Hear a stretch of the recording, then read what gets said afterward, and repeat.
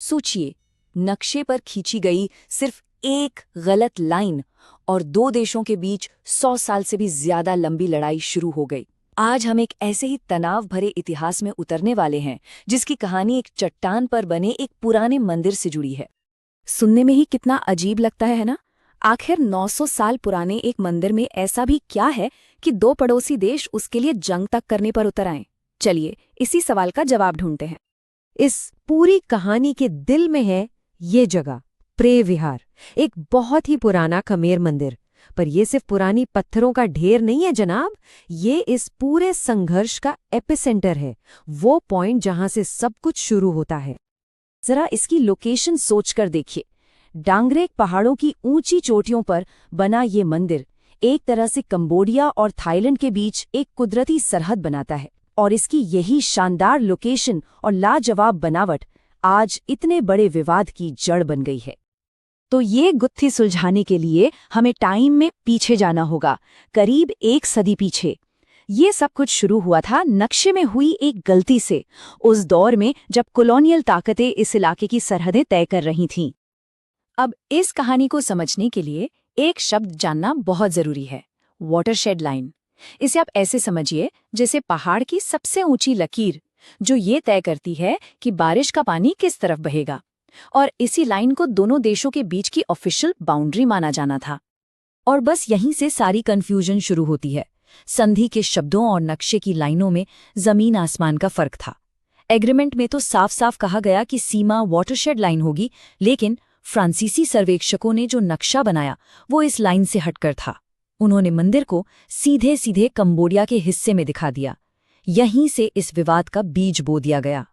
तो जब दशकों तक ये विवाद नहीं सुलझा तो मामला दुनिया की सबसे बड़े मंच पर पहुंचा। इसे दुनिया की सबसे बड़ी अदालत में ले जाया गया, इस उम्मीद के साथ कि शायद कानून इस बहस को हमेशा हमेशा के लिए खत्म कर देगा। ये सब अचानक नहीं हुआ, इसकी भी एक कहानी है। 1954 में जब थाई सैनिकों ने मंदिर पर कब्जा कर लिया तो कंबोडिया ने कानूनी रास्ता चुना। 1959 में मामला इंटरनेशनल कोर्ट ऑफ जस्टिस तक पहुंचा, और फिर 3 साल बाद 1962 में एक ऐतिहासिक फैसला आया। और फैसला एकदम एक तरफा था। जजों ने 9 के मुकाबले 3 वोटों से अपना निर्णय सुनाया। मतलब ये कोई करीबी मुकाबला नहीं था, बल्कि एक जबरदस्त बहुमत था। तो सवाल ये है कि अदालत ने ऐसा फैसला क्यों दिया? वजह ये थी कि भले ही नक्शा गलत था, पर थाईलैंड ने 50 से ज्यादा सालों तक उस पर कभी कोई सवाल ही नहीं उठाया था।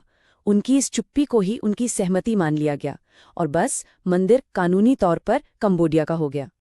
लगा कि चलो मामला सुलझ गया, लेकिन कहानी यहाँ खत्म नहीं हुई, बल्कि दशकों बाद ये विवाद पहले से कहीं ज्यादा हिंसक रूप लेकर वापस लौट आया। पर ऐसा हुआ क्यों? इसकी चिंगारी एक बिल्कुल अलग जगह से भड़की। हुआ ये कि कंबोडिया ने मंदिर को यूनेस्को वर्ल्ड हेरिटेज साइट का दर्जा दिलाने की कोशिश की। इस एक कदम ने थाईलैंड में राष्ट्रवादी भावनाओं को आग लगा दी। राजनीतिक दबाव इतना बढ़ा कि जो विवाद सिर्फ कागजों में था, वो सरहद पर गोलियों की आवाज में बदल गया। लड़ाई इतनी बढ़ गई कि मामले को एक बार फिर से इंटरनेशनल कोर्ट ले जाना पड़ा। इस बार 2013 में अदालत ने अपने पुराने फैसले को और भी साफ कर दिया।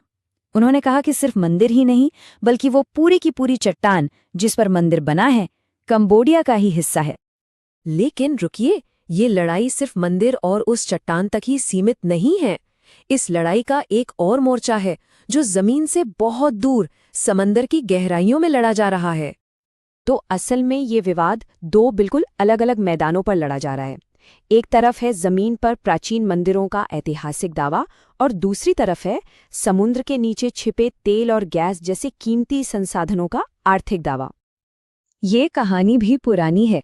70 के दशक से ही दोनों देश समुद्र के एक ही हिस्से पर अपना अपना हक जता रहे हैं।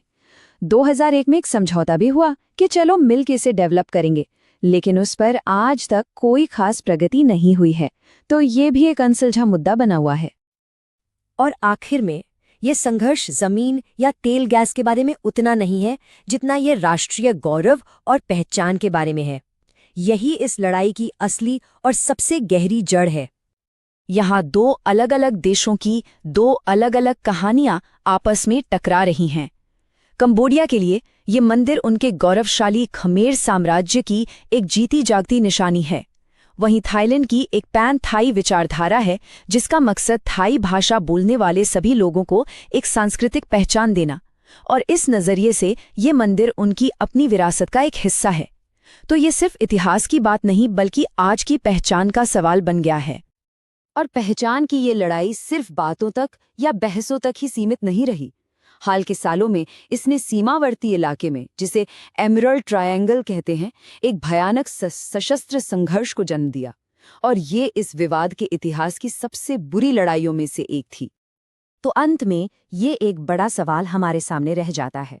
जब सीमाओं की लकीरें सदियों पुराने इतिहास, संस्कृति और राष्ट्रीय गौरव में इस कदर उलझी हों, तो क्या कोई अदालत या कोई समझौता उस पर आखिरी लकीर